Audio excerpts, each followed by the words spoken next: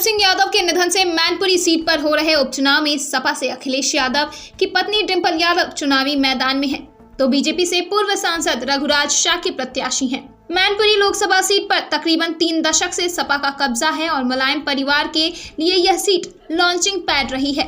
मुलायम कुनबे की 3 पीढ़ियां इस सीट से सांसद रह चुकी हैं। ऐसे में डिंपल यादव के सामने मैनपुरी सीट जीतकर सिर्फ मुलायम सिंह यादव की राजनीतिक विरासत को बचाने की नहीं, बल्कि अपने ससुर, देवर और भतीजे के जीत के रिकॉर्ड को भी तोड़ने का चैलेंज है।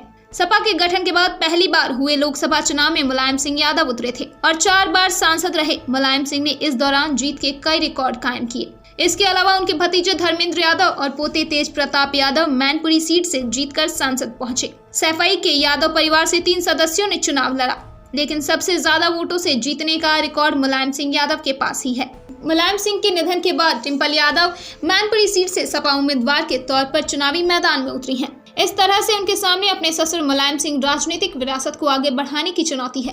लेकिन बीजेपी ने रघुराज शाक्य को उतारकर जबरदस्त तरीके से चक्रव्यूह रचा है। ऐसे में सभी की निगाहें इस बात पर लगी हैं कि कन्नौज लोकसभा सीट से निर्विरोध चुनकर इतिहास रचने वाली डिंपल यादव क्या मैनपुरी में बीजेपी को मात दे पाएंगी, और देंगी तो जीत का रिकॉर्ड अपने नाम कर पाएंगी। मुलायम सिंह के निधन के बाद अब डिंपल यादव चुनावी मैदान में उतरी हैं।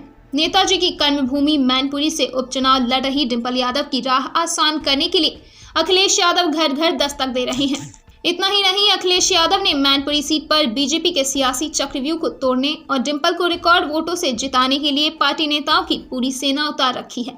मुलायम परिवार के धर्मेंद्र यादव से लेकर तेज प्रताप यादव, आदित्य यादव, राम गोपाल यादव और शिवपाल सिंह यादव तक ने वहां डेरा जमा रखा है।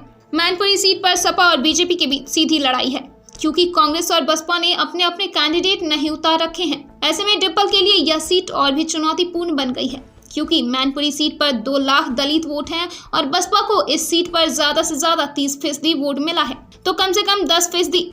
इस तरह से मैनपुरी सीट पर बसपा का एवरेज वोट 16% के करीब है। 2019 के चुनाव में सपा और बीजेपी के बीच महज 11% वोटों का ही अंतर रहा था। ऐसे में मायावती का वोट उपचुनाव में काफी निर्णायक भूमिका में है। ऐसे में बीजेपी को लेकर सपा तक दलित वोटों को साधने की कवायद कर रही है। अखिलेश के लिए ऐसी स्थिति में डिंपल यादव को सिर्फ जिताने ही नहीं, बल्कि मैनपुरी में मुलायम परिवार के बाकी सदस्यों से ज्यादा वोट पाने के रिकॉर्ड को भी तोड़ने की चुनौती खड़ी हो गई है। ऐसे में देखना है कि डिंपल यादव क्या अपने ससुर मुलायम सिंह, देवर धर्मेंद्र यादव और भतीजे तेज प्रताप यादव के जीत का रिकॉर्ड तोड़ पाती हैं या नहीं।